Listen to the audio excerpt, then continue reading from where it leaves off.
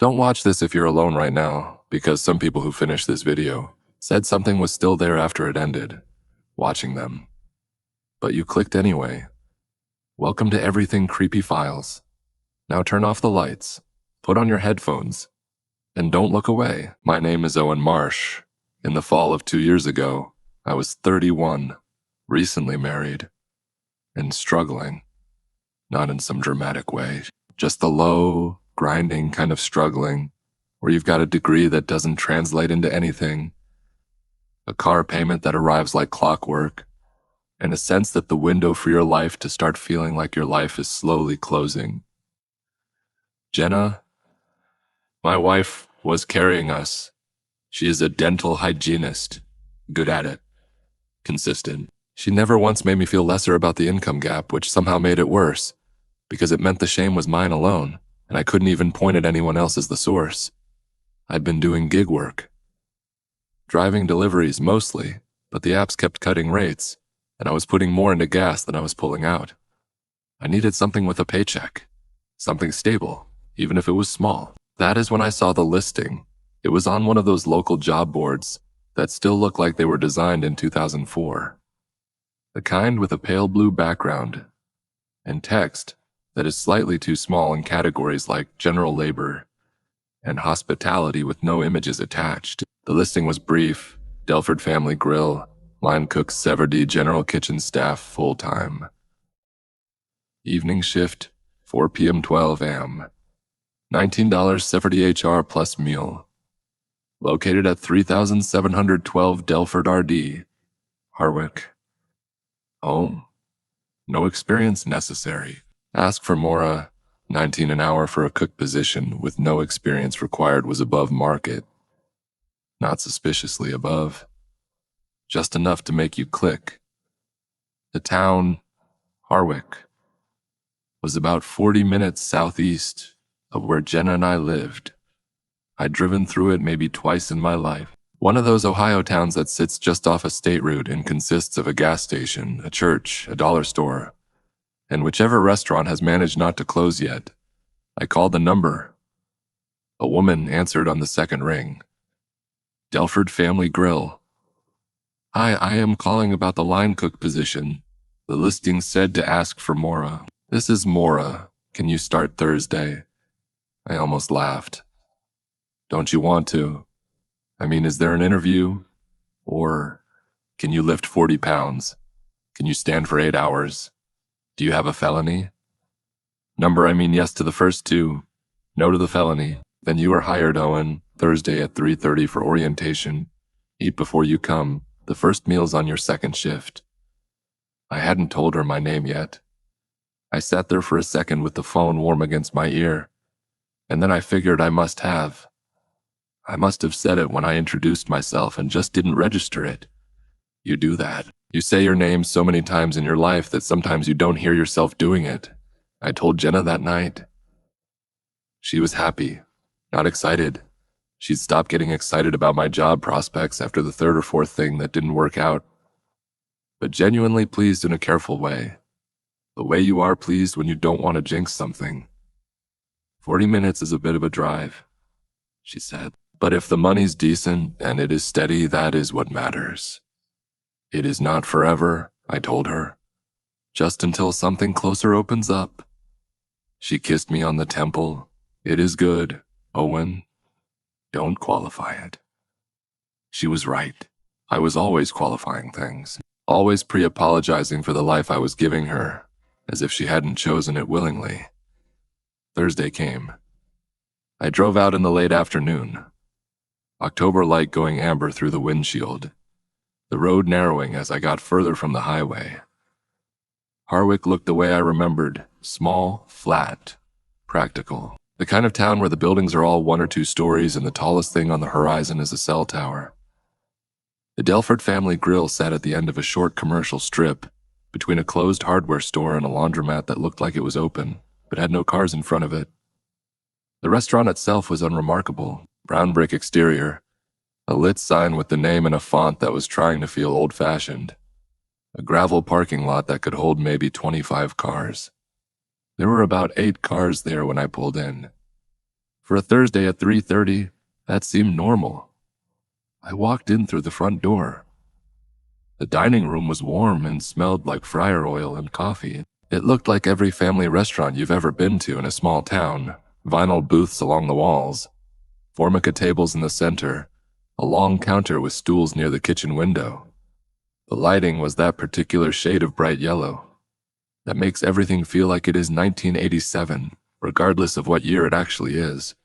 There were customers, maybe 15, scattered across the booths and tables. Some eating, some just sitting with coffee. A couple of older men at the counter. A family with 2 kids in a booth by the window. They all looked fine. Normal. Ordinary people eating ordinary food in an ordinary place. A woman came out from the kitchen. She was maybe 55, stocky, with short gray hair and the kind of face that had been good-looking once but had settled into something more durable. Strong jaw, sharp eyes, reading glasses pushed up on her forehead. She was wearing a plain black apron over a flannel shirt. "Owen," she said. Not a question. "Come on back." The kitchen was clean. Not spotless in the way a new kitchen is. You could see the wear, the seasoning on the flat top, the slight discoloration around the fryer baskets, but clean in the way that tells you someone cares about it without being obsessive. There was a man at the dish station, tall, early 40s, with a shaved head and forearms that looked like they'd done manual labor for decades. He glanced at me and nodded once. "That is Ray," Maura said. "He does dish and prep. He doesn't talk much. Don't take it personally." "Hey," I said. Ray nodded again. "And this is speechless," Maura continued, without any change in her voice. She gestured toward a woman standing at the prep table, slicing onions with a mechanical steadiness that made me think she'd done it 10,000 times.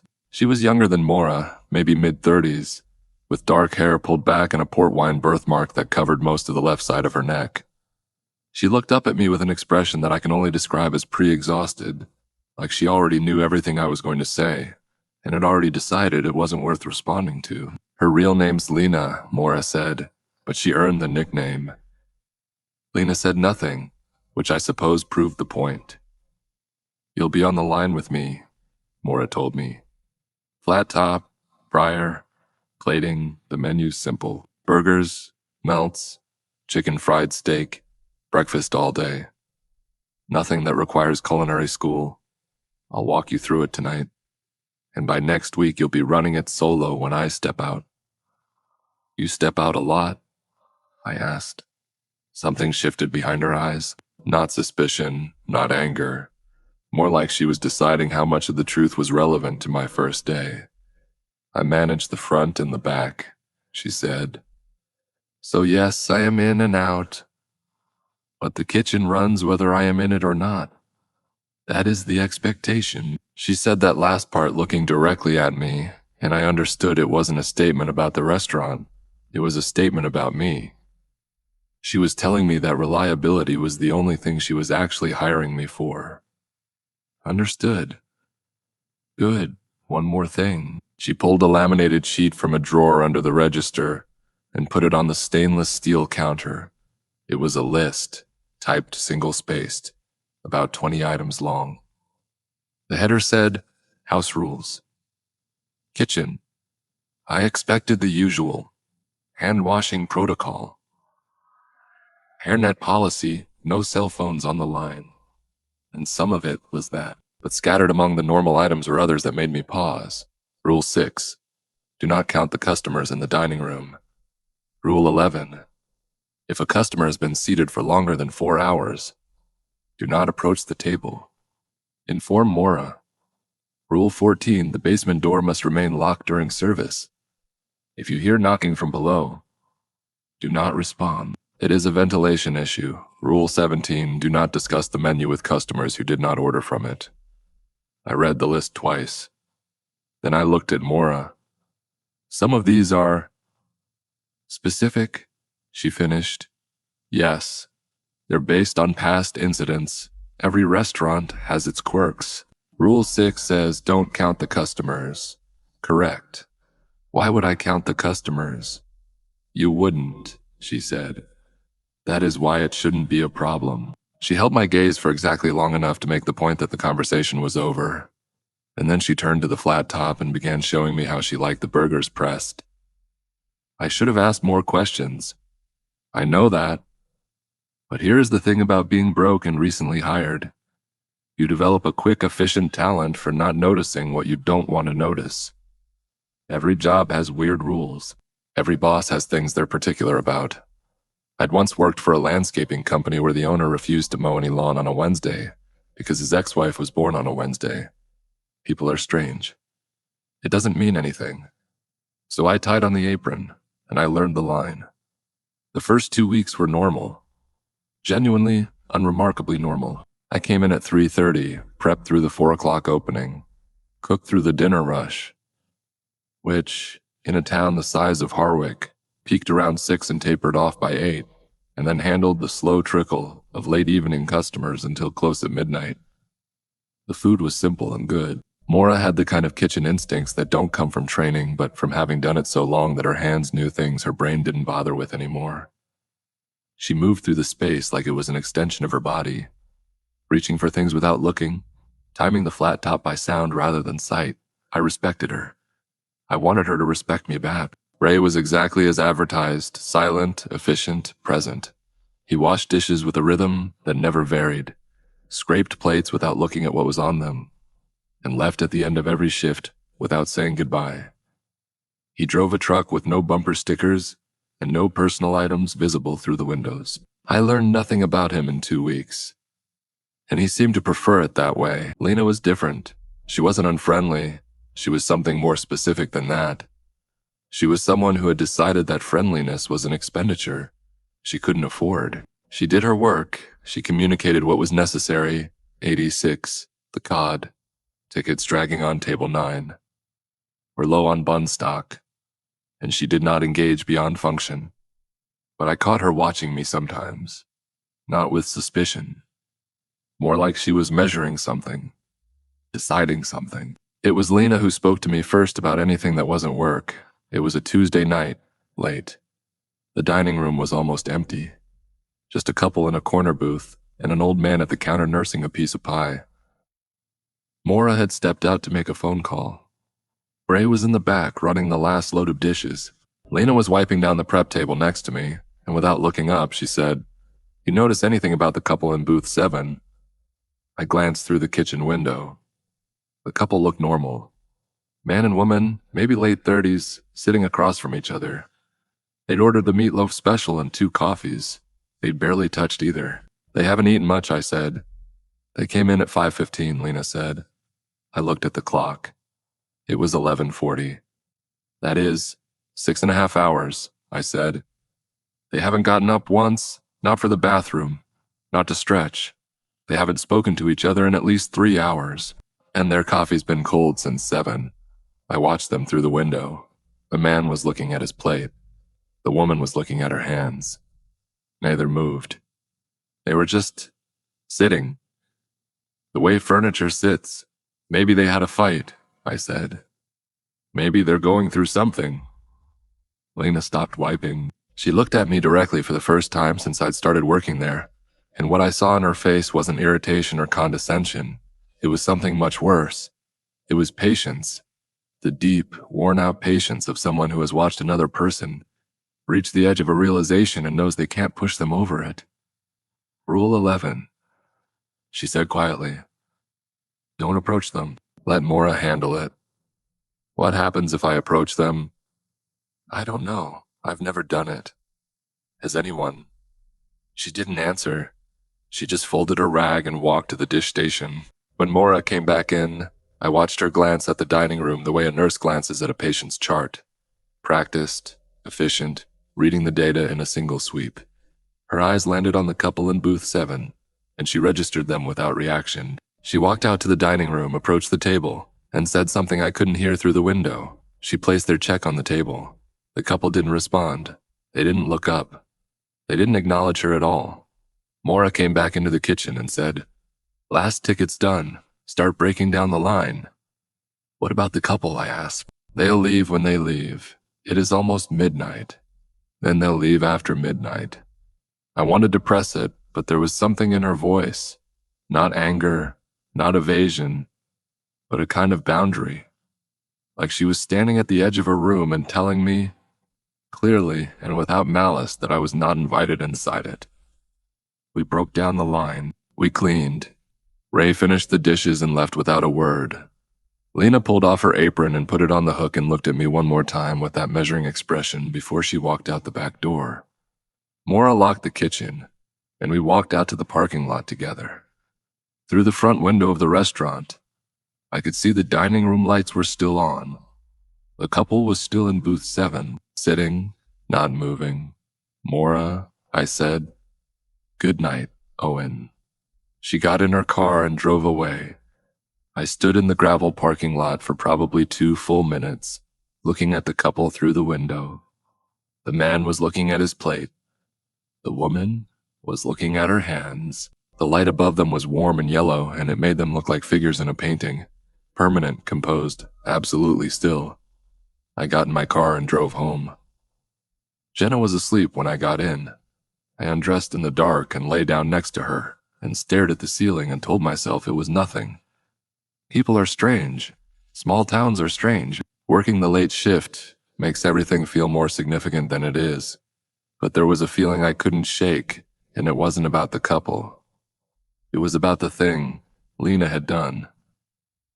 The way she'd pointed them out to me, she hadn't done it casually. She'd done it the way someone hands you a piece of a puzzle. Just one piece, delivered at a specific time, with the clear expectation that you would eventually need it. The next day I drove back. The parking lot had the usual smattering of cars. I walked in through the front. The dining room smelled like coffee and fryer oil. Same as always. I glanced at booth 7 as I walked past it. It was empty. Clean, reset with napkins and silverware, and a little plastic caddy of sugar packets. No sign anyone had sat there for 6.5 hours the night before. I clocked in and started prepping. Maura was already on the line. Ray was at the dish station. Lena was slicing tomatoes. "The couple from last night," I said to Maura. "They left, obviously. What time?" "I don't monitor the dining room after close, Owen. They left. The table's reset. Focus on prep." I let it go. But I didn't stop watching the dining room. Over the next week, I started noticing things, not because I was looking for them. That is the part I want to be clear about. I wasn't investigating. I wasn't suspicious. I was just doing my job and paying attention the way you pay attention to any environment you spend 8 hours a day in. And once you start noticing, you can't go back to no noticing. The first thing was the customers, who stayed too long. It wasn't just the couple. It was a pattern. Every night, at least 2 or 3 people in the dining room would be there far longer than any reasonable meal would account for. An old woman in booth 3 who arrived at 4:30 and was still there at 11. A man at the counter who ordered a single cup of coffee at 5 and was still sitting in front of it. Untouched, cold, a skin forming on the surface at 10. A family of 4 who came in, ordered, ate, and then simply didn't leave. The kids stopped fidgeting. The parents stopped talking. They just sat, in a kind of shared stillness that didn't look like contentment or exhaustion. It looked like something else. It looked like waiting. I never saw them leave. That is the thing. I'd be working the line. I'd glance out at the dining room, and they'd be there. And then later I'd glance again and they'd be gone. Table reset, no sign. I never saw anyone stand up, put on a coat, walk to the door. They were just there. And then they weren't. The second thing was the customer count. I know what Rule 6 said. Don't count the customers. And I wasn't counting them. Not intentionally. But when you work in a kitchen, you develop a sense of volume. You know, when the dining room is a quarter full, half full, 3/4, you feel it in the ticket flow, in the noise level, in the rhythm of the front. And something about the numbers didn't track. On a given evening, the ticket count might suggest we'd served 50 or 60 meals. Normal for a small-town restaurant with a 7-hour dinner service. But the dining room only seated about 45, and the turnover didn't match. There were always people sitting who hadn't ordered. Always people who'd finished eating but hadn't left. And if I tried to reconcile the bodies, I could see through the window with the tickets I'd cooked. There was a gap, a persistent, quiet surplus of people who were present in the room but absent from the system. I didn't count them.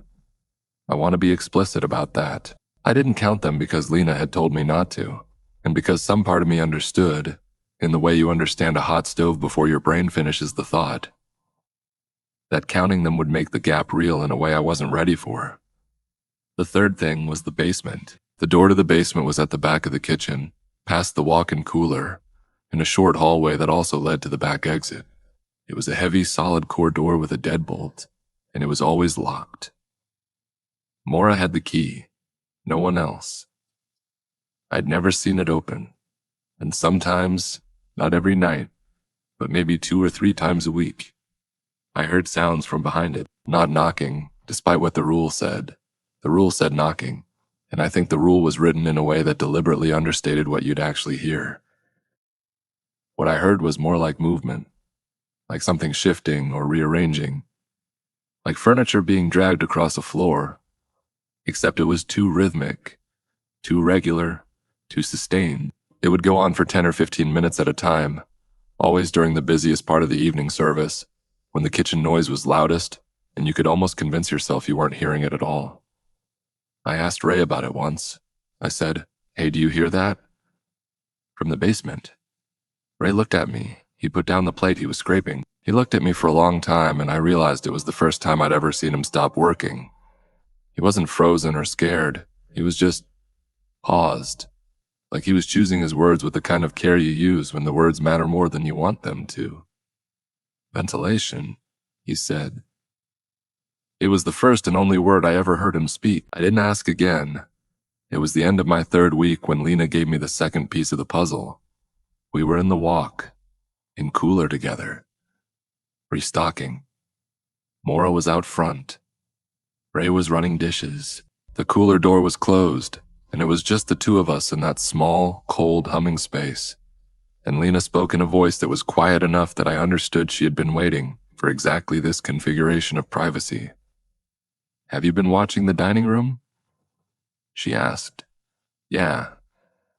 People stay too long. They don't seem to leave when the restaurant's open. The ticket count doesn't match the bodies." She nodded slowly. "How long have you been here?" 3 weeks. "I've been here 14 months. She set a case of burger patties on the shelf and turned to face me. "Ray's been here 3 years. Maura's been here since the restaurant opened. 9 years. Okay. Ask me why I stay." I didn't want to. Something about the way she said it made me not want to. But I did. "Why do you stay?"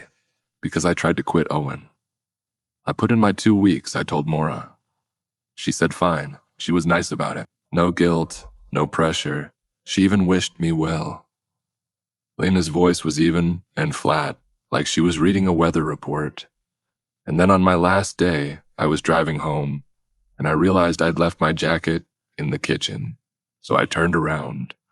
I drove back. I came in through the back door, and the dining room was still full.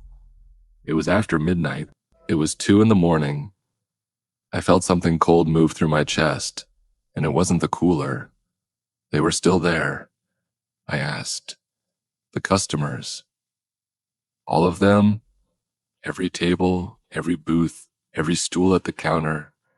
They were all still seated, and the lights were on, and the coffee was cold, and nobody was moving, and nobody was speaking. They were just sitting like they were waiting for a meal that was never going to come." Where was Maura? She was behind the counter, wiping it down, like she was still working, like it was still 6 o'clock. "Did you talk to her?" I asked her what was going on, why the customers were still here, why nobody had gone home. Her breath came out in a small cloud in the cold air, and she looked at me the way you look at someone who has asked a question so obvious that answering it would be insulting. And she said, "They're dining, Lena. That is what they do here. They dine. Lena let that sit between us for a moment. I took my jacket, she said. I went home. I didn't sleep. And the next afternoon, at 3:30, I drove back to the restaurant and put my apron on and started prepping. And I've been here ever since. Why? I said, and my voice cracked on it. And I hated that it did. Because I don't know what happens to the customers who stay. And I need to know. And because the thing about this place, the thing that you are about to figure out, and I'd rather just tell you so you don't have to figure it out alone, is that it doesn't let you not care. Once you see it, you are in it. You are part of it. Not because of anything supernatural or anything like that, but because you are a person who saw something wrong and now you have to decide every single day whether you are going to keep showing up and enabling it or whether you are going to do something about it.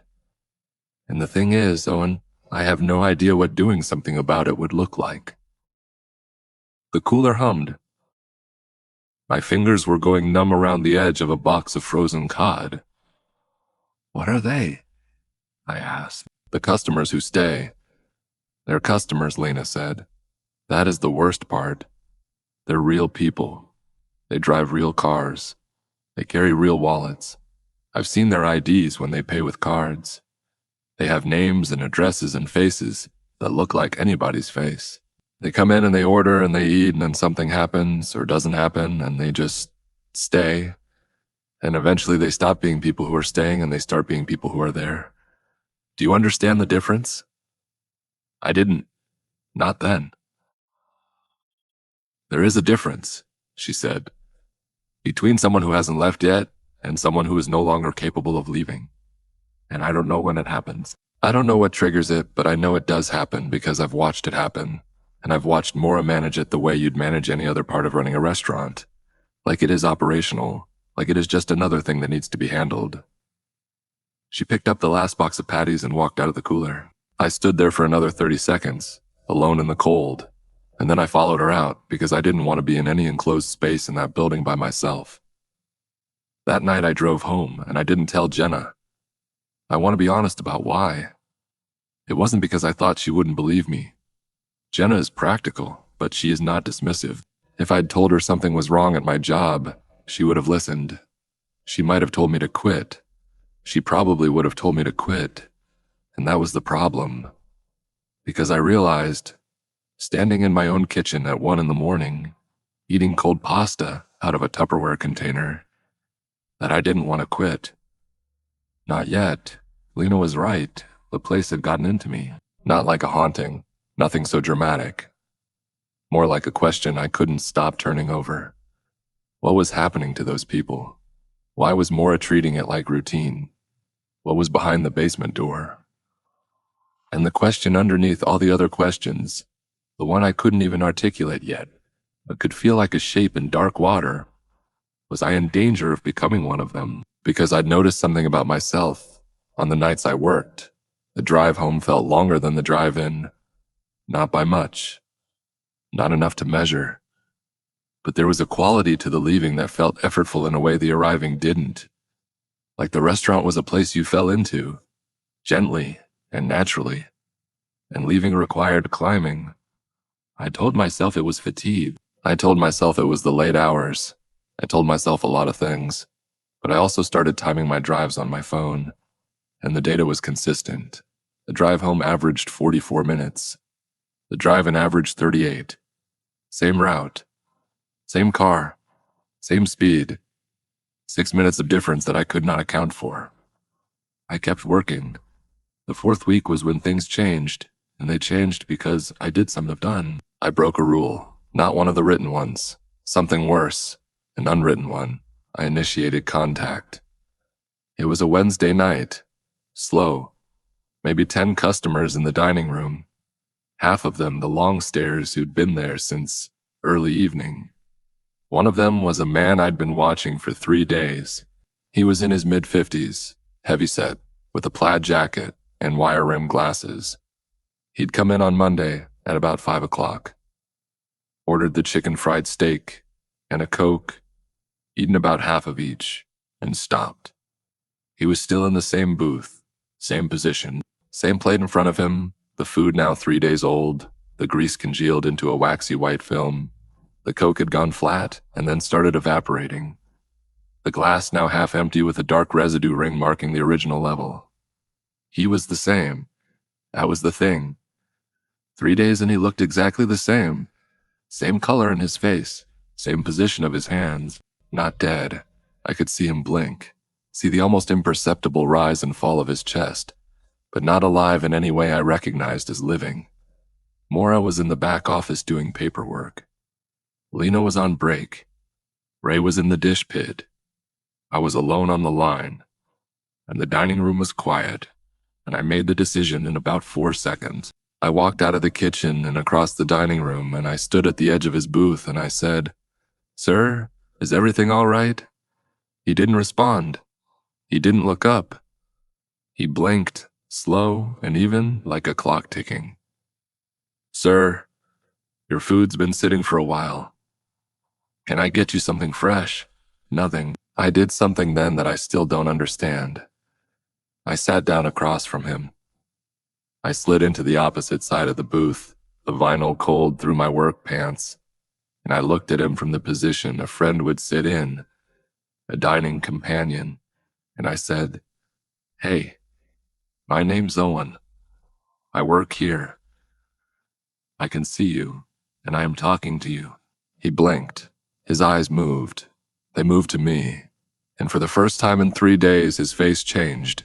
It was small, barely perceptible, but I was close enough to see it. The muscles around his eyes tightened, and his mouth opened by maybe 1/4 of an inch, and he looked at me with an expression that I will carry with me for the rest of my life.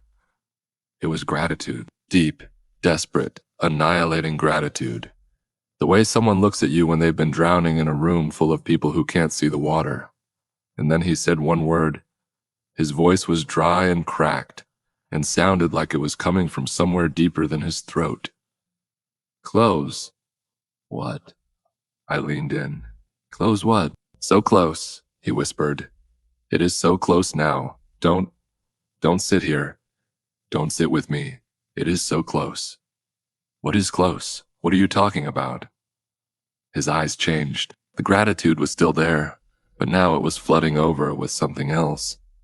Urgency, terror, the desperate communicative effort of someone who knows they have about 10 seconds of clarity left. "The meal," he said. "The meal isn't food. It is time.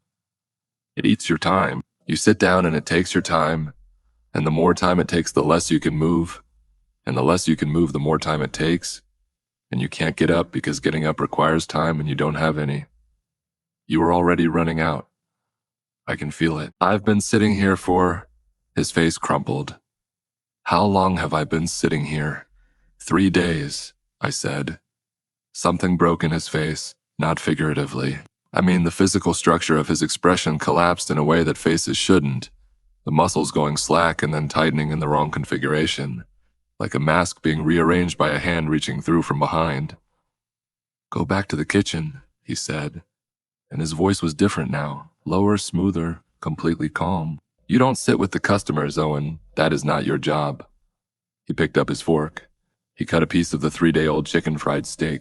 He put it in his mouth, and he chewed, and he swallowed, and he set the fork down, and he looked at his plate with an expression of perfect vacant satisfaction. I stood up. My legs were shaking. Mar walked back into the kitchen. Mora was standing at the pass. I don't know how long she'd been there. Her face was unreadable. "Don't do that again," she said. "Mora, that man." I said, "Don't do it again. He has been sitting there for 3 days. He told me the food is eating his time. He is trapped. He can't move. He told you that." Mora repeated. Her voice was even, patient. And then what happened? I stopped, because she was right. I knew what had happened. The man's face had changed. His voice had changed. He told me to go back to the kitchen. He'd picked up his fork and eaten rotten food with the contentment of someone eating their favorite meal. "What is this place?" I asked. My voice was too loud.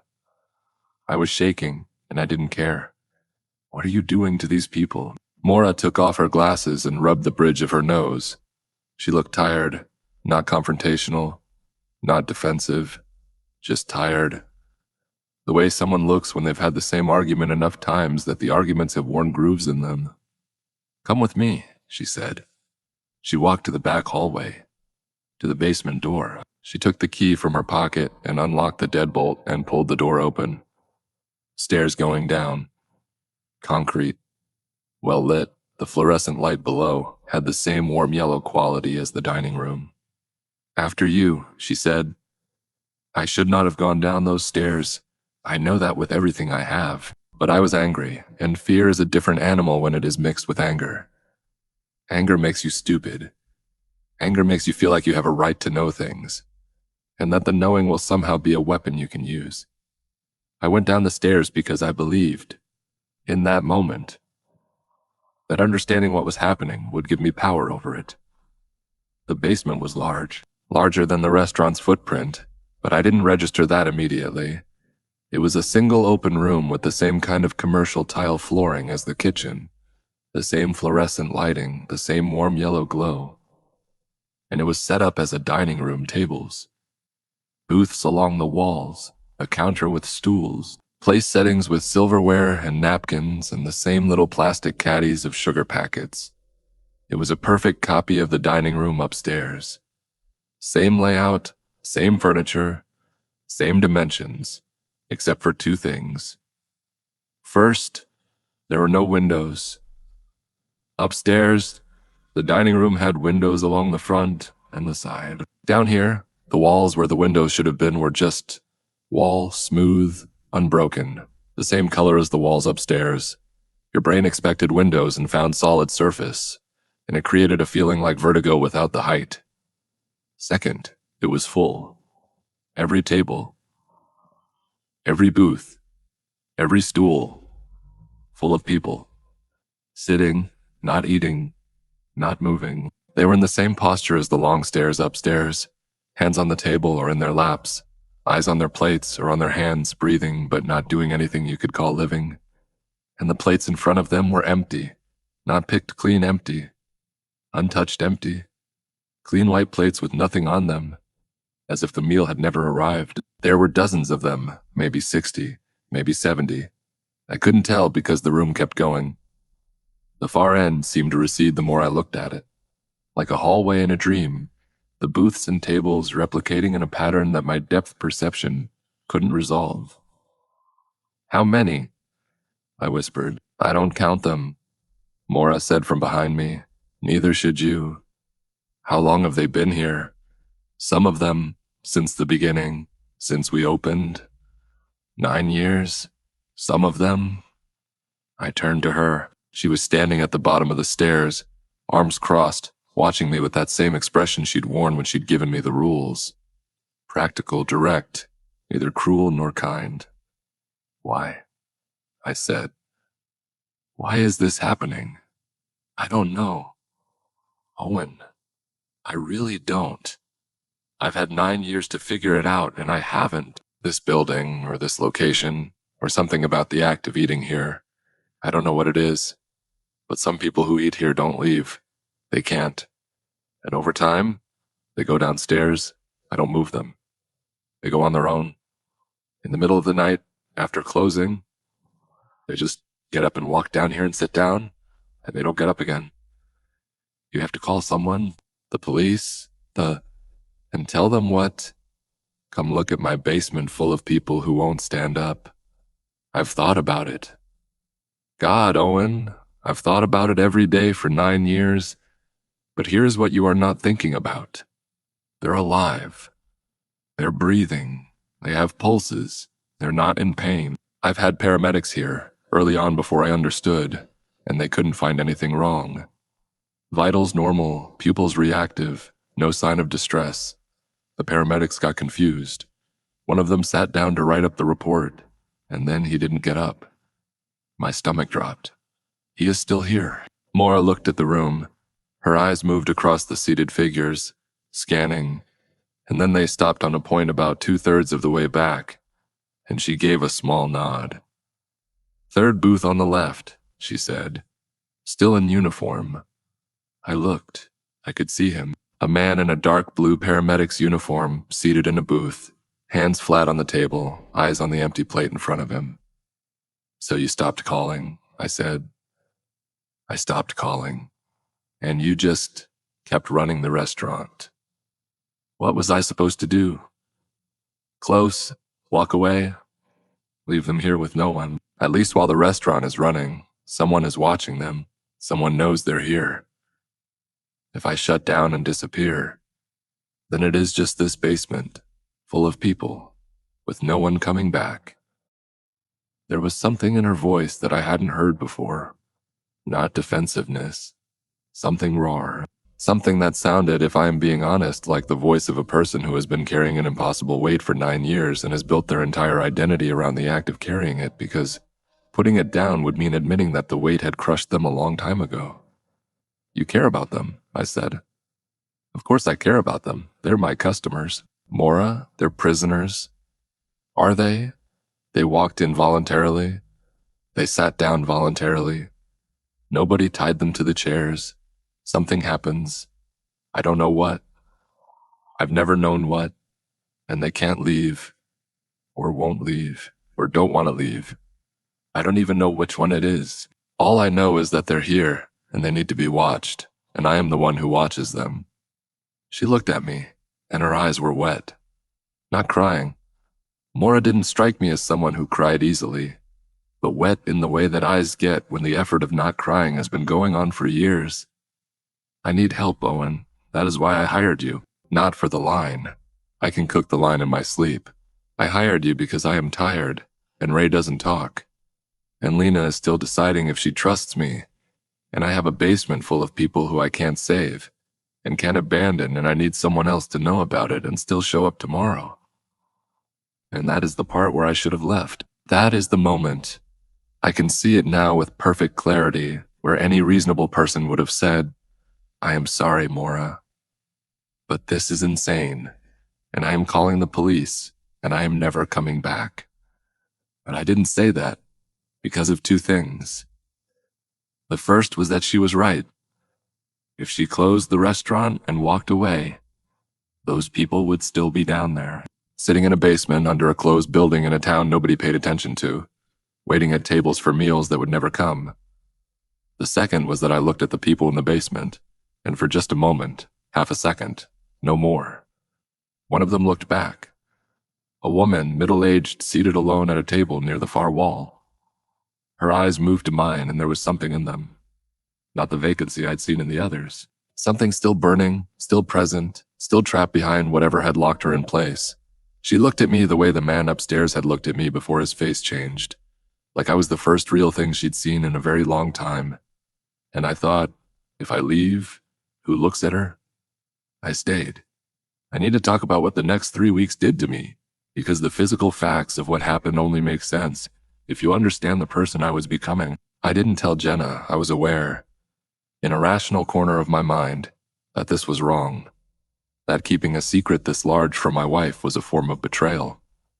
But the secret had a weight to it that made it feel like it would contaminate whatever it touched. If I told Jenna, then Jenna would know, and knowing would put her in the same position I was in, unable to walk away, unable to fix it, unable to do anything but carry the knowledge. I was protecting her. That is what I told myself. I was protecting her by keeping the weight on my own shoulders. So it is new. Or it was always there, and it is only now letting us see it. I pressed my palm flat against the door. It was warm. Not room warm. Body warm. The kind of warm that living things are. "I'm going to push it," I said. "Owen, I need to see." That is exactly what the man upstairs said. The meal eats your time. Curiosity eats your time. The more you engage, the more it takes. But I pushed it anyway. The door swung inward, silently. On no hinges I could see. Into darkness. Not the absence of light. Something thicker. A darkness that had texture, that felt like it occupied space rather than merely defining the absence of illumination. And from inside the darkness, I heard something. It was the sound of eating. Not loud. Intimate, almost. The soft, wet sounds of a mouth at work. Chewing, swallowing, the small click of teeth meeting, the quiet sigh of satisfaction between bites. But it was layered. It was dozens of those sounds, maybe hundreds, overlapping and harmonizing into a single continuous murmur that sounded like nothing so much as a crowded restaurant heard from outside with your ear pressed against the wall. The sound of eating, coming from the dark, and underneath it, so faint I might have invented it, the sound of voices. Not speaking, saying grace. 100 voices in staggered unison, reciting words I couldn't quite make out, in a cadence that felt ancient and practiced and hungry. I stepped back. Lena grabbed my arm and pulled me further. "Close it," she said. "Close it, close it, close it." I pushed the door. It swung shut. The wall was smooth and unbroken, as if nothing had ever been there. We stood in the warm, greenhouse air of the basement, surrounded by 91 people who would never get up from their tables, and we breathed hard and didn't speak. After a full minute, Lena said, "It is feeding. What is? Whatever this place is, it is feeding. The customers are the food, not their bodies, their time, their presence, their sitting. Every hour they sit here is a meal. And it is not done. It is never done. The restaurant isn't a trap. It is a mouth." I looked at the people in their booths, the empty plates in front of them, the perfect, patient stillness of their bodies. "And Mora is the one who sets the table," I said.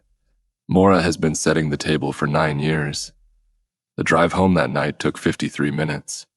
That was 9 minutes longer than my baseline, and I hadn't changed my route or my speed. 9 minutes that the road had simply absorbed. 9 minutes that belonged to the drive but hadn't existed until now. I sat in the driveway with the engine running, and I called Lena. She answered on the first ring. "Did your drive take longer?" I asked. "Yes." "How much longer?" I timed it. 12 minutes longer than usual.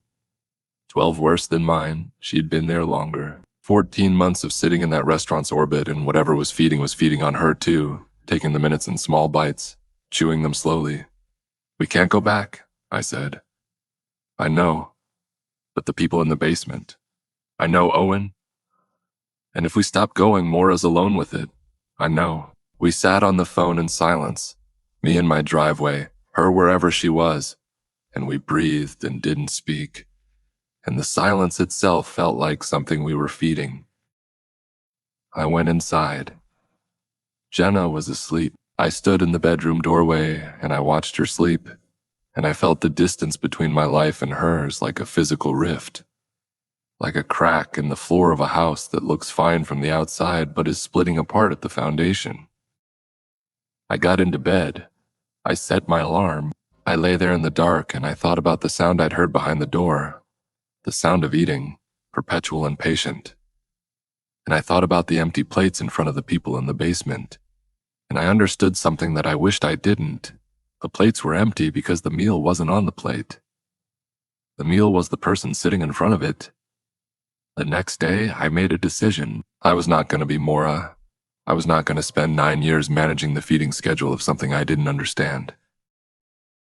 I was not going to watch my marriage erode while I nursed a secret that was eating me the same way the restaurant ate its customers.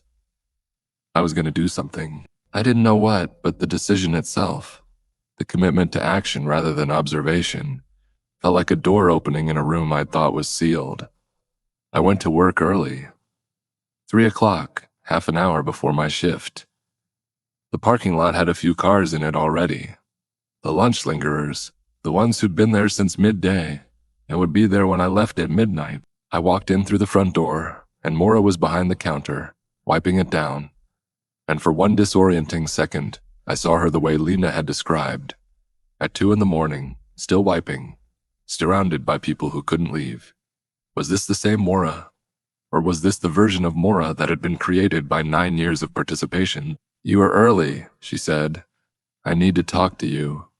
About the basement. About all of it." She stopped wiping. She folded the rag. She looked at me the way a doctor looks at a patient who has just asked a question that the doctor has been hoping they wouldn't ask because the answer is going to change everything. "All right," she said. "Sit down." I sat at the counter.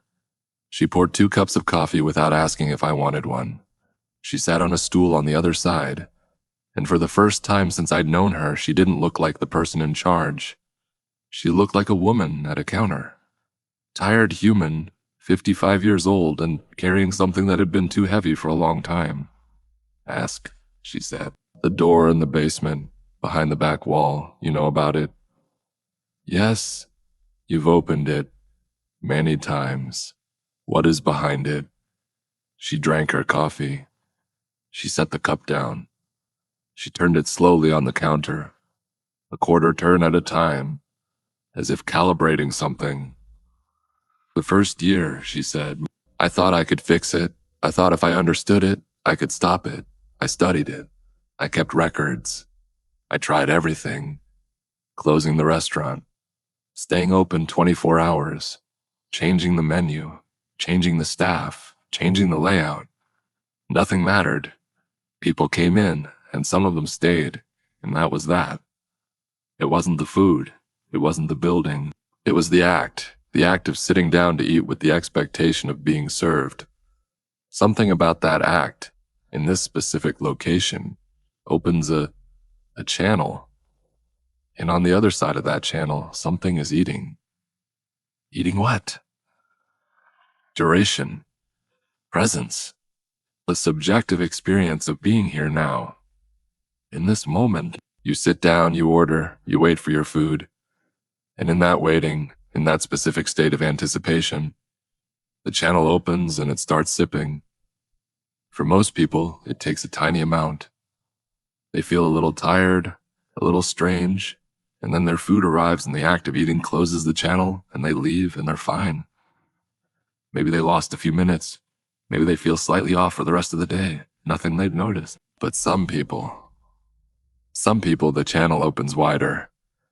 I don't know why. I've spent 9 years trying to find the variable and I can't. It is not age. It is not health. It is not psychology. It is not diet. Some people sit down and the channel opens and it doesn't close, and the sipping becomes drinking, and the drinking becomes gorging, and they can't get up because the thing on the other side is holding them in place with its appetite. The door in the basement. The door is the channel, made visible. The longer the restaurant exists, the more it feeds, the more substantial it becomes. It wasn't there in the first year.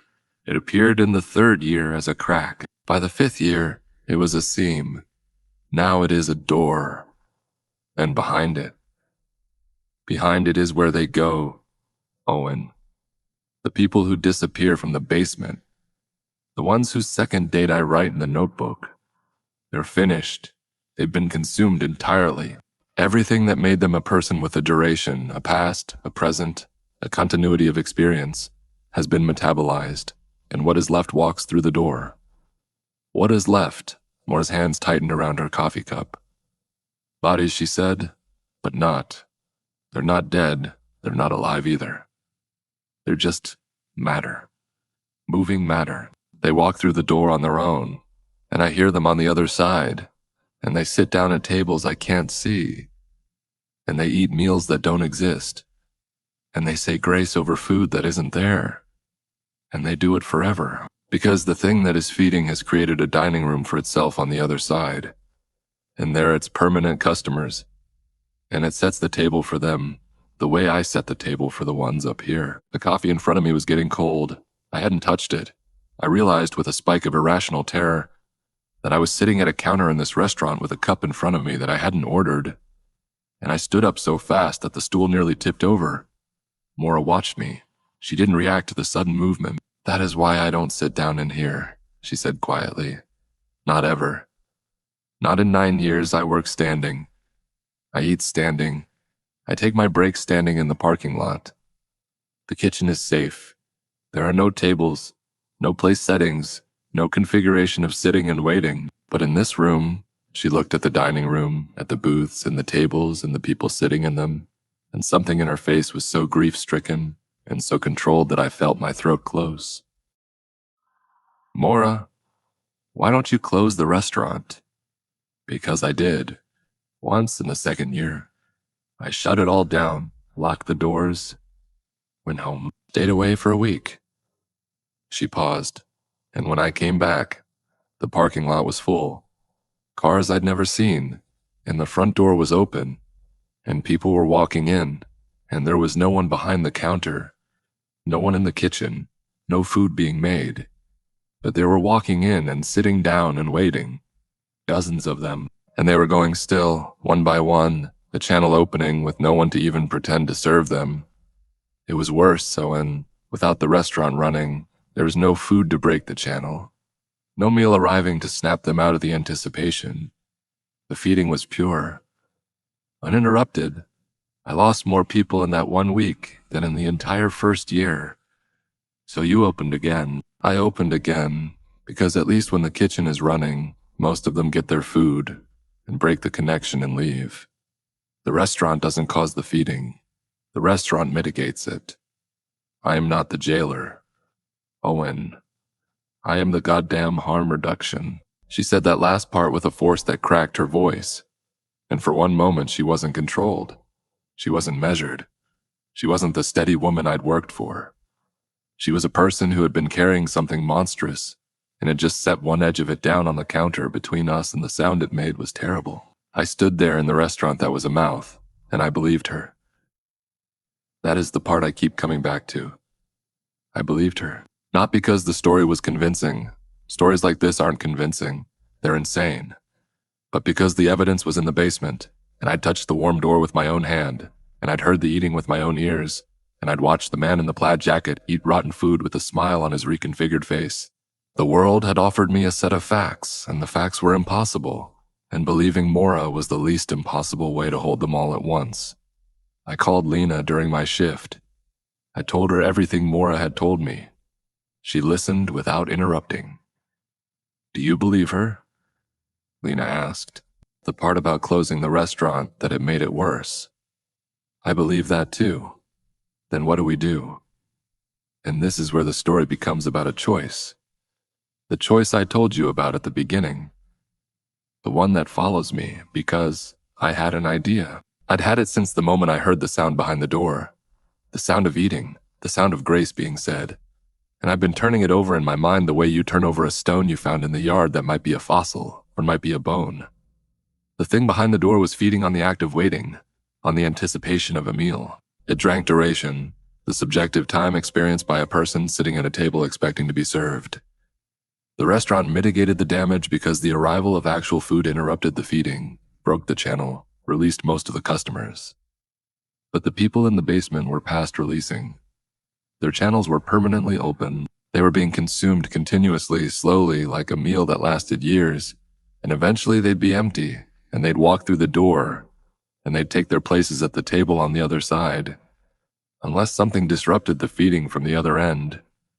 What if we closed the channel? I said to Lena. Not from our side, from its side. How? The door opens inward, into the dark, into wherever it is. What if we go through it and we find whatever's on the other side and we close it from there? Owen, that is suicide. Maybe. Or maybe it is the thing nobody's tried because everybody who sees the door either runs from it or spends 9 years managing around it. You don't even know what is in there. I know there are tables. I know there are people sitting at them.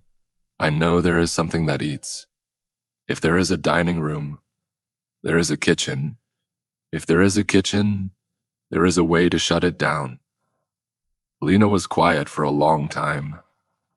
You are not going alone, she said. Number, I need you. And I need Maura. Maura won't do it. She has had 9 years to try and she hasn't. Maura hasn't tried because Maura thinks the restaurant is the only thing keeping the feeding in check. She has built her entire life around managing the problem because she is too afraid of what happens if she tries to end it. We need to convince her that management isn't enough anymore, that the door is getting bigger, that whatever's behind it is getting more substantial, that it is a matter of time before the basement is empty, and the thing on the other side has consumed every person down there and starts reaching for the dining room upstairs. Is that true? Look at the data. 237 entries, 146 gone. The rate is accelerating. In the first 4 years, Maura lost maybe 20 people. In the last 2 years, she has lost 60. It is speeding up. The door isn't just a seam anymore. It is an actual door. Whatever's on the other side is growing. And it is growing because we keep feeding it. Lena exhaled. When? Tomorrow night, after close. Tomorrow night, she repeated. One more thing. Don't count the customers tomorrow. Why? Because I think the count is going to be wrong. And I think knowing how wrong it is will break us before we can do what we need to do. I told Mara at the end of my shift. I laid it out. The accelerating rate, the growing door, the trajectory. I told her that we were going through, that Lena and I had decided, and that we wanted her with us because she knew the space better than anyone. Mora listened. She didn't argue. She didn't agree. She stood at the pass in the kitchen, one hand on the steel counter, and she looked at me with an expression I'd never seen on her face before. Not the tiredness, not the authority, something younger. Something that looked, impossibly, like hope, but the guarded, damaged kind of hope that has learned it usually gets punished. I've thought about going through, she said. Every year I think about it. Every year I decide not to. What changes this year? You, Lena. The fact that I am not alone anymore. She looked at the door to the dining room. Through the window, the late-night customers sat in their eternal patience, their coffee cold, their meals uneaten or irrelevant. Tomorrow night, she said, after close, I'll tell Ray. Ray knows everything. He is known longer than anyone. He doesn't talk about it because talking about it doesn't change anything, but he'll be there. So that was the plan, 4 of us, through the door, into whatever was on the other side. I drove home. The drive took 58 minutes, 14 minutes longer than baseline. Whatever was happening, it was happening faster. The road itself felt viscous, resistant, like driving through a medium that was thicker than air. My headlights seemed to reach less far. The centerline pulsed in my vision. When I got home, Jenna was awake, sitting at the kitchen table, waiting for me. Sit down, she said. I sat. Tell me what is happening, she said. All of it, right now. I am not asking anymore, Owen. I am telling you. Tell me what is happening, or I am going to my sister's in the morning, and I am not coming back until you do. And I told her. Everything. The customers. The basement. The door. The sound of eating. The thing that consumed duration. The paramedic in his uniform. The kid with the untied shoelaces. Mora's 9 years. Lena's notebook. The drive home getting longer. The plan for tomorrow night. I told her all of it, sitting at the kitchen table at 2 a.m, and she listened without moving, without interrupting, without blinking, and when I was done, she was crying. Not the way people cry in movies, with one tear and a wobbling lip. She was crying the way real people cry when something terrible has been confirmed, ugly and silent and wet and total. You are going through the door, she said. Yes, you might not come back. I might not. And you are going anyway. Jenna, there is a kid in the basement. His shoelaces are untied. He's been sitting at a table for God knows how long, and no one has tied his shoes, and no one is coming for him, and I can't. My voice broke. For the first time in all of this, my composure broke completely, and I put my head in my hands, and I cried the way she was crying. Ugly and silent and total. I can't leave him there. I can't leave any of them there. Not if there is something I can do. Jenna got up from her side of the table. She walked around to mine. She put her hands on both sides of my face and lifted it and looked at me. Then do it, she said. But you come back, you hear me? You come back to this table and you sit down across from me and you eat a meal that I made you and you come back. Promise me. I promise. She kissed me, hard, with salt on both our mouths, and then she went to bed, and I stayed at the table for a while, and I thought about how she'd said, sit down across from me and eat a meal, and how that was the most ordinary sentence in the world. And also, given what I now knew about what eating meant, and what sitting down meant and what waiting for a meal could cost you. The bravest thing anyone had ever said to me. The next day, I arrived at 3. So did Lena. So did Ray. Ray was different. I noticed it immediately. He was still silent, still efficient, but there was something in his posture that I hadn't seen before. A readiness, a tension, like a spring that had been compressed for 3 years and was finally being allowed to extend. He looked at me and nodded, and the nod was different too. It wasn't the dismissive acknowledgement of a coworker. It was the nod you give someone before you go through a door together. Maura was calm, the wrong kind of calm, the kind that is manufactured out of decision rather than feeling. She ran the kitchen the way she always ran it. Precise, fluid, commanding. But there was a finality to her movements, the quality of last-timeness that made everything feel like a ritual. The dining room filled. Customers came. Most of them ate and paid and left, the channel opening and closing like a breath, the feeding so subtle that you'd never know it was happening unless you knew what to look for. A few of them stayed. An elderly woman in booth 2 who'd been there since 4 and stopped moving around 7. A young man at the counter who'd ordered a burger and fries and had been staring at the plate for 3 hours without lifting his fork. They were going still. The channel was opening. The thing behind the door was sipping.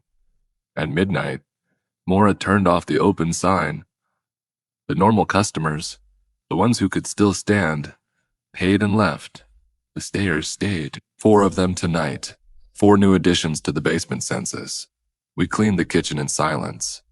The 4 of us moving around each other with the precision of people who have worked the same shift 100 times. When the last dish was washed and the last counter wiped, Maura turned off the kitchen lights, and we stood in the dark. "Okay," she said. We went to the basement door. Maura unlocked it. The warm yellow light rose from below like heat from an oven. We went down. The basement dining room was full. More full than I'd ever seen it. The 91 had been joined by the 4 new stayers from tonight.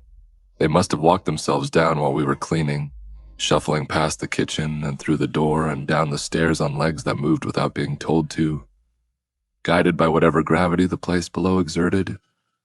95 bodies now. Seated, still, waiting, being consumed. I looked for the woman who had met my eyes. I found her. Same table, same posture. But something was different. Her skin had a translucency to it that it hadn't had before. I could see the faint blue tracery of veins beneath her cheekbones, and her hands on the table looked thinner, as if the thing that was feeding had begun to hollow her out from the inside. "She doesn't have much longer," Maura said, following my gaze. "A few weeks, maybe. Then she'll walk through the door on her own. Then let's make sure she doesn't have to." The back wall. We walked to it, past the tables and the bodies. Lena led, then me, then Ray, then Maura. The door was visible, more visible than before. The seam was wider, darker, and the warmth radiating from it was stronger. Not body warm anymore, fever. Warm, the warmth of something metabolizing. Maura reached past me and pressed her palm to the door. It swung inward. Darkness, the thick, textured darkness that I'd felt before. And the sound, eating, chewing. Grace being said in the layered murmur of 100 voices. Voices I now understood belonged to the ones who had walked through before. The consumed, the finished, the permanent customers. "Stay together," Maura said. "Don't sit down. Whatever you see in there, whatever it looks like, do not sit down." We went through. The darkness lasted 3 steps. 3 steps of absolute nothing. No light. No floor. I could feel even though my feet were landing on something solid. No walls. No air movement. Just the sound. Growing louder. Growing closer. Growing more intimate. And then there was light. Warm. Yellow, the same goddamn yellow as the restaurant. We were in a dining room, not a mirror. The same dining room, The Delford family grill, the same booths, the same counter, the same tables, the same sugar caddies, the same vinyl, the same formica, the same everything, except that it was full. Not 95 people. Not 200. More. The room extended in all directions further than it should have. The geometry of the space subtly wrong. The angles too open. The walls too far apart.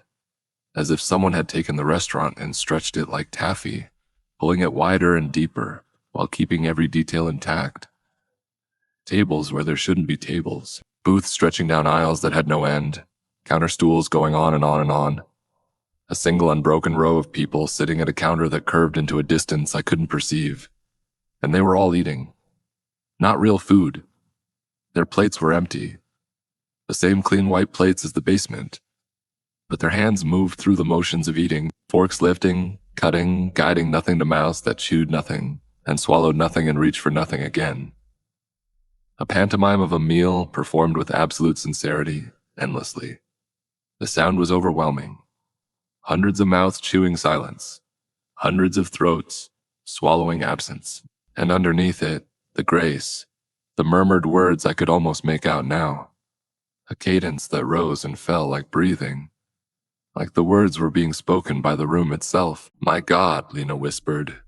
"Don't stop," Maura said. Her voice was hard. Frightened but hard. "Keep moving. We need to find the source." "The source of what?" I asked. "The kitchen. If this is a dining room, there is a kitchen. And whatever's feeding, it is feeding from the kitchen." We moved through the room, between the tables, past the eating figures, through the aisles of the impossible restaurant. The people didn't look at us. They didn't react to us. They ate their nothing meals with the patient, vacant contentment of the man in the plaid jacket, and their eyes were open but saw nothing. And their mouths were full but tasted nothing. And their bodies were warm and alive and completely, entirely empty. I saw the paramedic, still in his uniform. His fork moved in neat, practiced cuts. I saw the elderly couple from the notebook, a description I'd read, man and woman, late 70s, matching wedding bands, arrived June 2019. They sat across from each other, eating nothing, together forever in a meal that had no end. I saw others I didn't recognize, hundreds, people from 9 years of feeding, people from before Maura, maybe people who had sat down in this spot long before the building was the Delford family grill. Back when it was whatever it had been before. And before that, because I understood, walking through that endless dining room, that the building wasn't the point. The location was the point. Something about this specific coordinate on the earth was a mouth, and it had been a mouth before there was a restaurant here, and it would be a mouth long after. We found the kitchen. It was at the back, the way a kitchen should be. The same layout as ours, flat top, fryer, prep table, dish station, but scaled up, distorted, the same taffy stretching that had affected the dining room. The flat top went on for dozens of feet. The fryer baskets were the size of bathtubs. The prep table was a long steel expanse that disappeared into the yellow distance. And behind the line, working, was something. I am going to describe it the way I saw it, which means I am going to describe it badly, because the human brain does not have the equipment to process what I was looking at. It was shaped like a person. The way a restaurant is shaped like a building. The general outline was correct, but the function was entirely different. It stood behind the line the way a cook stands behind a line, and its hands moved the way a cook's hands move, reaching, flipping, plating, wiping. But the scale was wrong, too tall. Too long in the arms, proportions that made me think of a human body reflected in a funhouse mirror. And the surface was wrong. Not exactly, more like the same off-white as the walls, smooth and seamless and warm-looking, and the face was wrong. The face was a plate, a clean, white, empty plate. Circular, featureless, set where a face should be. It moved as a face moves. It turned toward sounds. It tilted when considering it had the animate quality of a person paying attention. But it was a plate, and it was hungry. I knew it was hungry the way you know a stove is hot or a cliff is high. The knowledge was not deduced but received, transmitted directly from the thing to me in a frequency that bypassed reason entirely.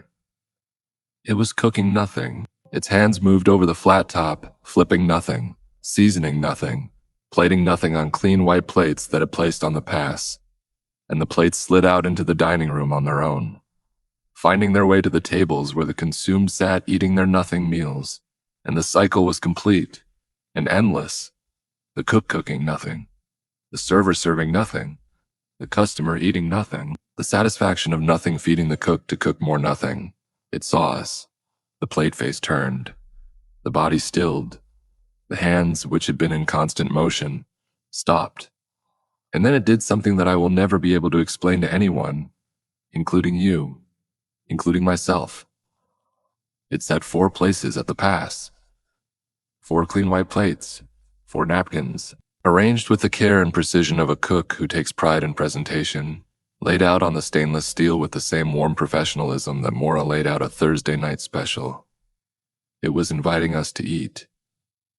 "No," Maura said. Her voice was barely a whisper. "No, no, no." It waited. The plate face was turned toward us, patient, hospitable, the perfect host, attending to guests who had finally made it to the table. "We need to shut it down," I said. "Maura, how do you shut down a kitchen?" "You kill the heat," she said, automatically, muscle memory answering even as her conscious mind was drowning. "You turn off the burners, you drain the fryer, you kill the gas." "Where is the gas line?" "In a real kitchen. It is behind the range. There is a shut-off valve. You turn it perpendicular to the pipe." I looked at the impossible kitchen, behind the thing that cooked, behind its too long body, behind the flat top that stretched into the yellow distance. I could see it. A pipe. Thick, dark, running from the floor up through the wall. And on it a valve. Red, the size of a dinner plate. "I see it," I said. "You'll have to get past it," Lena said. "I know." "Owen." Ray's voice. Only the second word I'd ever heard him speak. He was looking at me, and his face, his broad, silent, 3 years of dishes face, was open in a way I'd never seen. He was afraid. He was brave. He was both of those things at the same time, and neither of them was winning. "Together," he said. Third word. We moved at the same time. Not because we planned it, because the moment required it, and all 4 of us felt the requirement in our bodies simultaneously. Maura went left, toward the flat top, because that is where a cook goes. Lena went right, toward the prep table, because that is where her station had always been. Ray went straight, because Ray always went straight. Head down. Arms ready. The human equivalent of a force applied directly. And I went for the valve. The thing reacted. It moved, and its movement was fast and fluid and completely silent, like a body made of restaurant. Its surface shifting, the off-white walls of it rearranging, its arms extending to block, to redirect, to usher us toward the 4 place settings on the pass, the way a host ushers guests to their table. It didn't attack. That is what I need you to understand. It never attacked, it served. Its entire mode of interaction was hospitality, and the horror of it was that the hospitality was genuine. It wanted us to sit. It wanted us to eat. It wanted to feed us the way it fed all of them, with nothing, forever. In the warm yellow light that would never go out. She grabbed the edge and she pulled, and I don't know if the flat top in that place obeyed physics, or obeyed something else, but it moved. The surface sliding, tipping, the nothing that was cooking on it spilling onto the floor, like invisible grease, and the thing made a sound. The first sound I'd heard it make, a sound like a plate breaking, a sound like a glass hitting the floor of a restaurant, a sound like everything fragile in a kitchen shattering at once. It turned toward Maura. She swept her arm across it the way she swept the prep table at the end of every shift.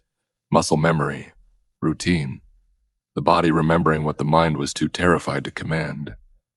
And the nothing on the prep table went to the floor, too. And the thing made the sound again. Louder, the shattering plate sound that made my skull vibrate. Ray hit it, straight on, head down, 220 pounds of silent dishwasher driving directly into the body of the thing that fed. And the impact was not like hitting a person. It was like hitting a wall. Ray bounced off and hit the floor, and the thing turned its plate face down to look at him, and I saw it begin to bend, to reach, to set a place for Ray right there on the ground. A plate sliding from nowhere, silverware appearing beside it, a napkin folding itself in midair. I reached the valve. My hands found it, hot, metal, real in a way that nothing else in this space was real. A red valve on a dark pipe, perpendicular to the floor, ready to be turned. I turned it. My God, Lena whispered. Don't stop, Maura said. Her voice was hard. Frightened, but hard. Keep moving. We need to find the source. The source of what? I asked. The kitchen. If this is a dining room, there is a kitchen. And whatever's feeding, it is feeding from the kitchen. We moved through the room, between the tables, past the eating figures, through the aisles of the impossible restaurant. The people didn't look at us. They didn't react to us. They ate their nothing meals with the patient, vacant contentment of the man in the plaid jacket, and their eyes were open but saw nothing. And their mouths were full but tasted nothing. And their bodies were warm and alive and completely, entirely empty. I saw the paramedic, still in his uniform. His fork moved in neat, practiced cuts.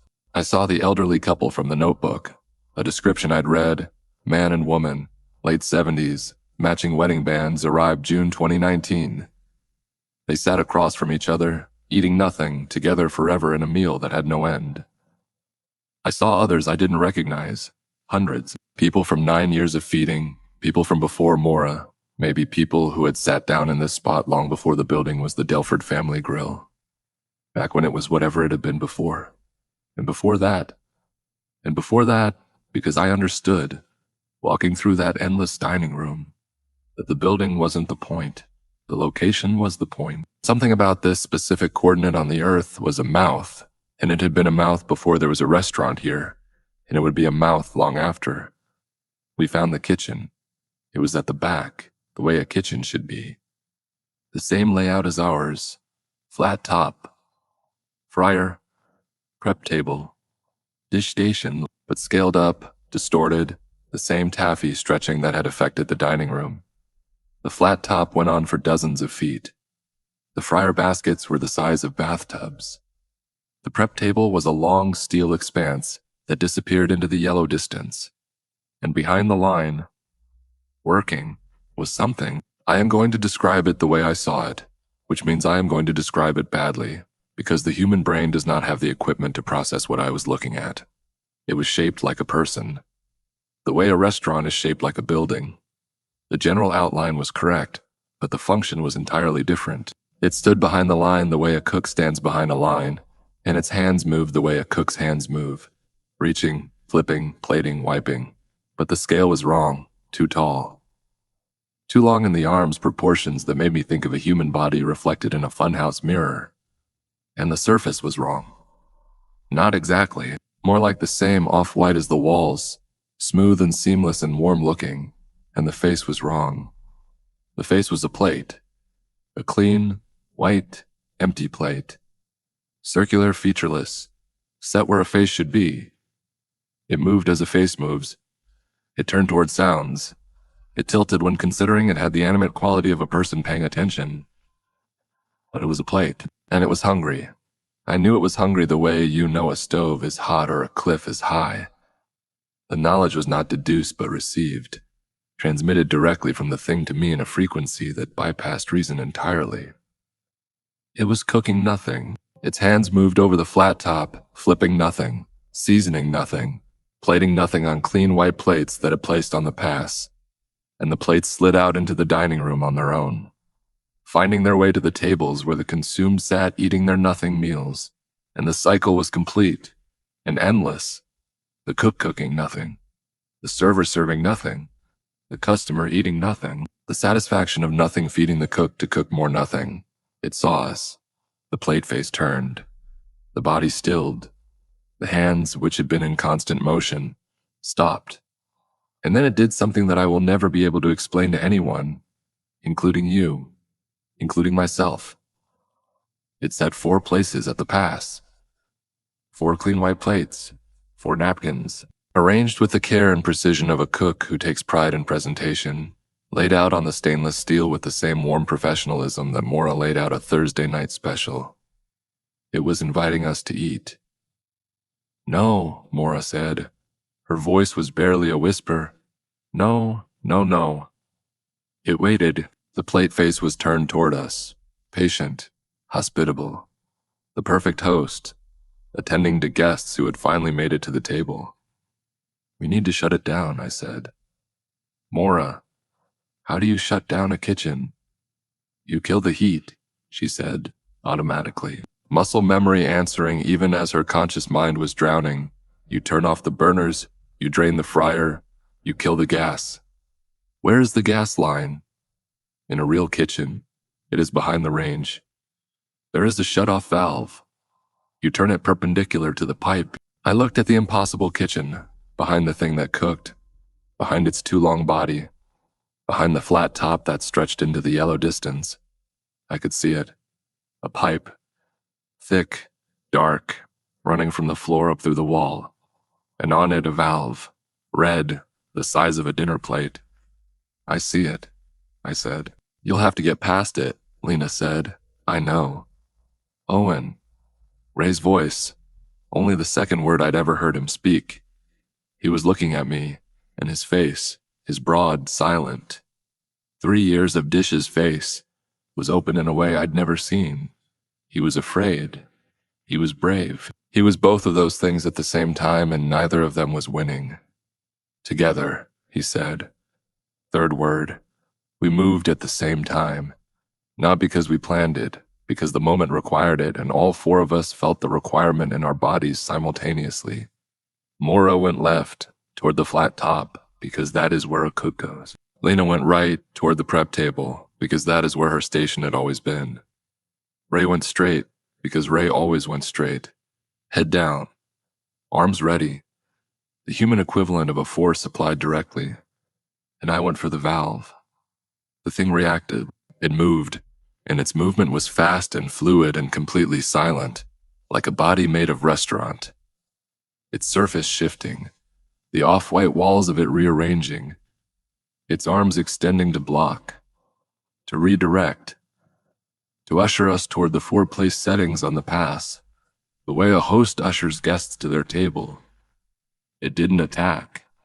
That is what I need you to understand. It never attacked, it served.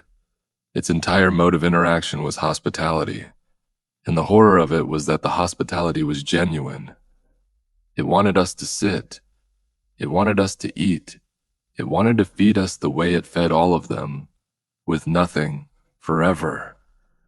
In the warm yellow light that would never go out. She grabbed the edge and she pulled, and I don't know if the flat top in that place obeyed physics, or obeyed something else, but it moved. The surface sliding, tipping, the nothing that was cooking on it spilling onto the floor, like invisible grease, and the thing made a sound.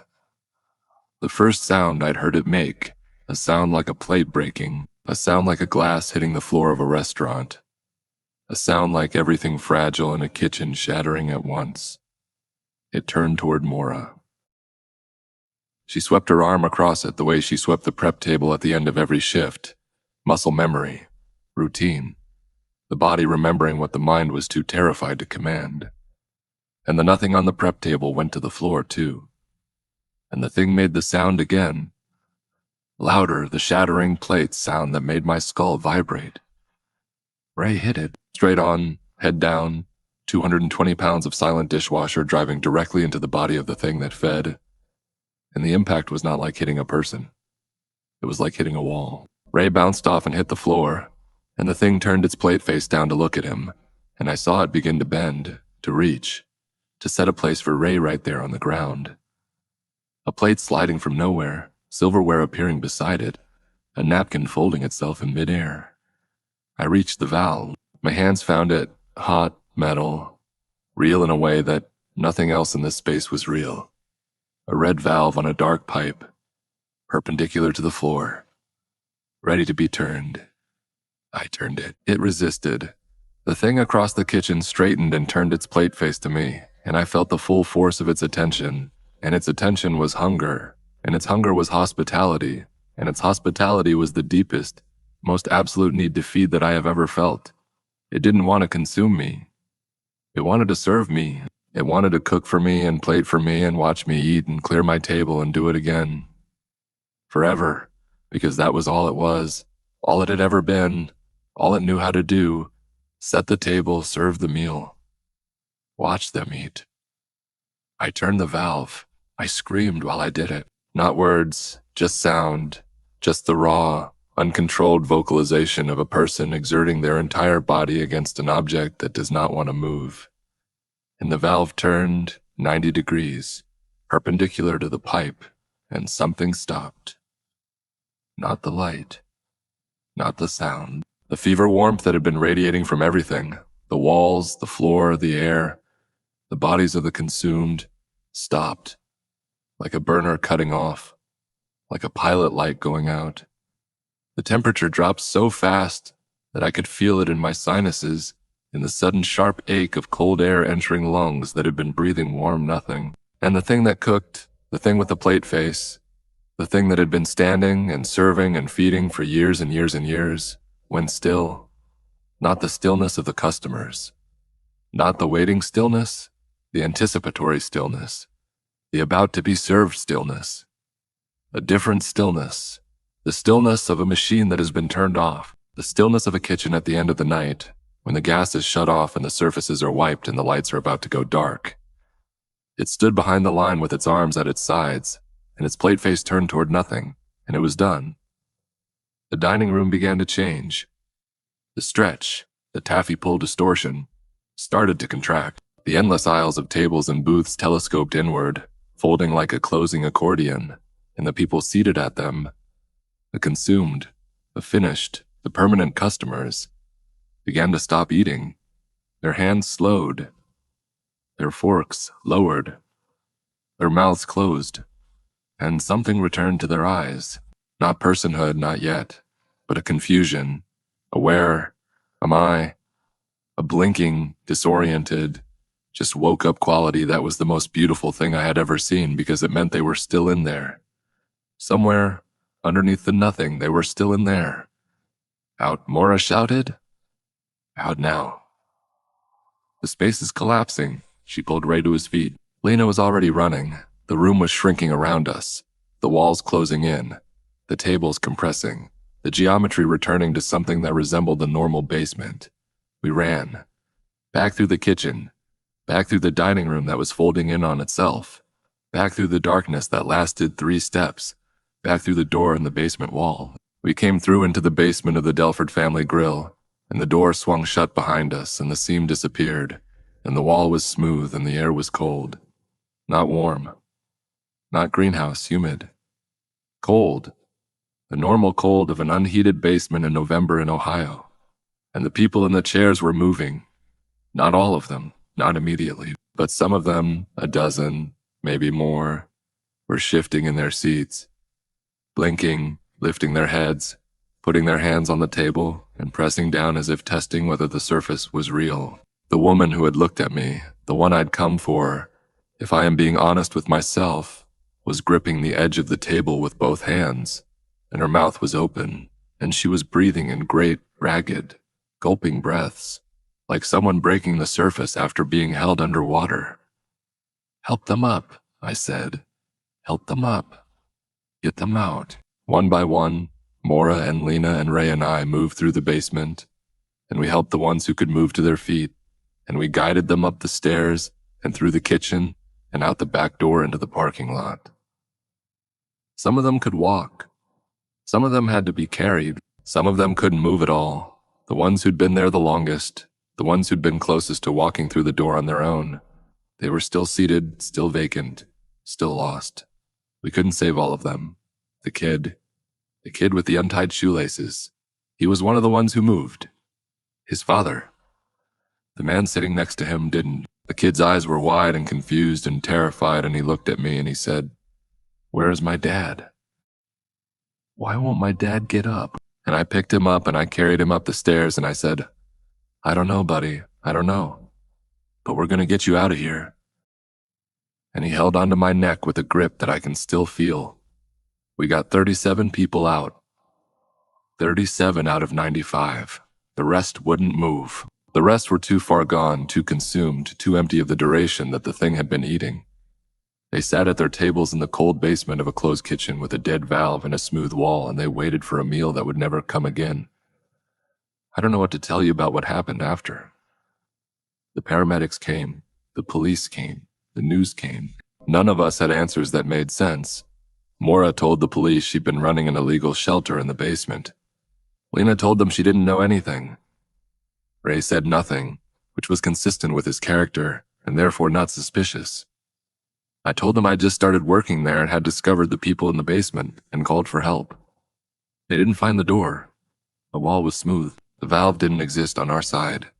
The kitchen was a normal kitchen. The dining room was a normal dining room with normal booths and normal coffee that got normally cold if you left it sitting there. The 37 were hospitalized, evaluated. Most of them had no memory of anything after walking into the restaurant. Some of them had been missing for years. The paramedic who'd sat down in the second year had been listed as a missing person since 2018. The kid's father was still in the basement when the police went down, along with the other 58. But by the time they carried them out, they were dead. Not freshly dead, decomposed, as if, without the feeding to sustain them, the time that had been withheld caught up all at once. The building was condemned. The Delford family grill was shut down permanently. The lot was fenced. The investigations went nowhere because there was nowhere to go. No crime that fit the evidence, no suspect that fit the crime. Maura disappeared. Not in the supernatural sense. She packed a bag and she drove away and she didn't tell any of us where she was going. I think she'd been running the restaurant for so long that without it, she didn't know what shape her life was supposed to be. Lena texts me sometimes. Short messages, nothing important, but the fact that she reaches out means something. It means she is checking that the distance between her life and mine is still measurable, that neither of us has gotten stuck. Ray went back to work. Different restaurant, different town. I heard from Lena that he still doesn't talk much, but he started going to church on Sundays, which is new for him. I think the sound of a congregation saying grace means something different to him now. I think he needs to hear it being done right. And me. Jenna and I eat dinner together every night, at our kitchen table, across from each other, with food she made or I made or we ordered. And we eat it, and we taste it, and we get up when we're done, and we put our dishes in the sink, and we go about our evening. But sometimes, not every night, maybe once a week, maybe less, I notice that I've been sitting at the table for longer than the meal accounts for. The food is done. The plates are empty, and I am still sitting, and Jenna is still sitting, and neither of us is talking, and neither of us is moving, and the room is warm and yellow and quiet, and there is a feeling, not a pull, not a compulsion, something softer and more patient than that. A feeling like being waited on, like something is preparing to serve me, like a kitchen I can't see is warming up, and a cook I can't see is reaching for a pan, and a meal I didn't order is about to arrive. And I get up, every time. I push my chair back, and I stand, and I clear the table, and I break the moment. But every time, it takes a little longer, and the distance between sitting and staying gets a little shorter, and the meal gets a little closer.